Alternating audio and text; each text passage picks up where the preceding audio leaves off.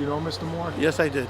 How long did you work with him? I know him casually. I'm a shop steward, chairman with the union, and I helped him several cases, situations. He had an injury a while back, and he was always a good guy to be around. Funny, conscientious, good worker.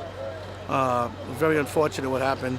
On the night that he unfortunately passed away, what exactly was he They doing? were doing maintenance. He was finishing up, and he was picking up the flags. He picked up his flagging, and we don't know what really happened. He fell to the tracks, and that's all we know. But do you personally know anybody who was either hurt or killed on the job doing the type of work that Mr. Moore did? So many of them. So many of them I personally knew. It's interesting, you know, we have nearly 40,000 members and 8,000 members roughly that work on the railroad tracks.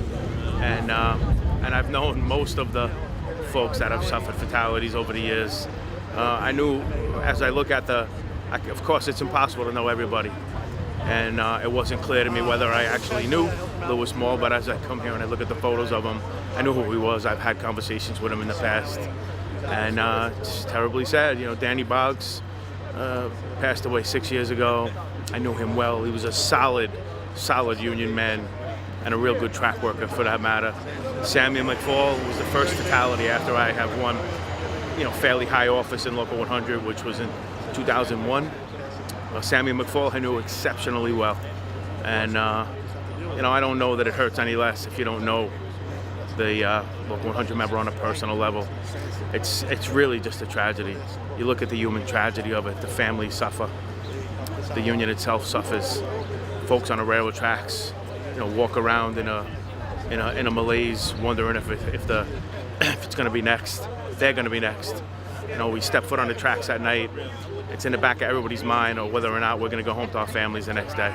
It's in the back of every Local 100 member's mind when we step foot on those railroad tracks, whether or not we're going to, you know, get up into the street and go home. Does the MTA need to start addressing safety once again? I know there have been great inroads, great strides made to protect TWU Local 100 workers. Does that need to be revisited again?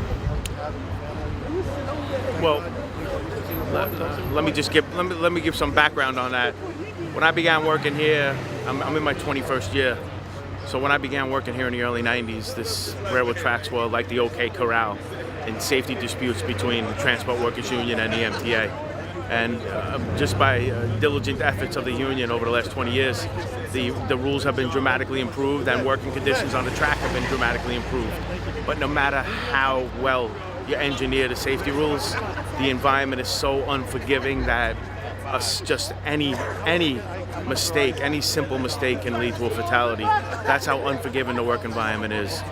So we are looking at the circumstances surrounding Brother Moore's fatality.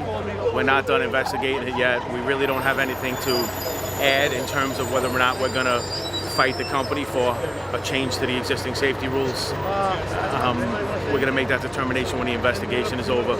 But as you know, after nearly every fatality since I've been here, we've forced the company to improve safety rules on the track, and that may very well be the case here.